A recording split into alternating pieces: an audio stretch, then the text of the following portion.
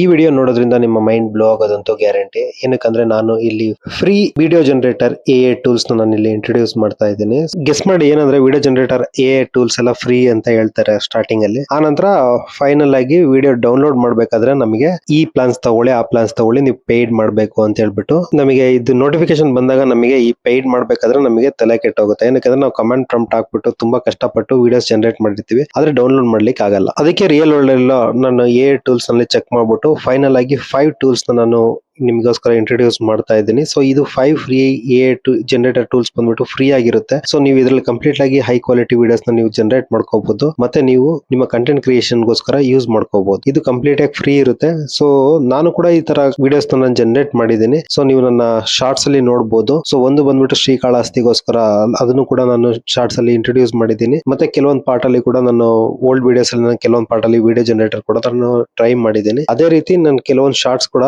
ನೀವು ನೋಡಬಹುದು. ಅದ್ರ ನೋಡಿದ್ಮೇಲೆ ನಿಮಗೆ ಐಡಿಯಾ ಬರುತ್ತೆ. ಸೊ ಅದು ಕಂಪ್ಲೀಟ್ಲಿ ಎ ಜನರೇಟೆಡ್ ಇರುತ್ತೆ. ವಾಯ್ಸ್ ಮಾತ್ರ ನಾನು ಅದು ಕೊಟ್ಟಿದ್ದೀನಿ. ಸೊ ವಿಡಿಯೋ ಜನರೇಟರ್ ಎಲ್ಲ ಪ್ರಾಂಪ್ಟ್ಸ್ ಯೂಸ್ ಮಾಡ್ಬಿಟ್ಟು ನಾನು ವಿಡಿಯೋ ಜನರೇಟರ್ ಮಾಡಿದ್ದೀನಿ. ಸೊ ನೀವು ಅದನ್ನ ಚೆಕ್ ಮಾಡಬಹುದು. ನೀವು ಪ್ರಾಂಪ್ಟ್ಸ್ ಅಂದ್ರೆ ಕನ್ನಡದಲ್ಲೂ ಕೂಡ ನೀವು ಸೆಂಟೆನ್ಸ್ ಮೂಲಕ ಪ್ರಾಂಪ್ಟ್ಸ್ ಬರೆದ್ಬಿಟ್ಟು ವಿಡಿಯೋ ಜನರೇಷನ್ ಕೂಡ ಮಾಡಬಹುದು.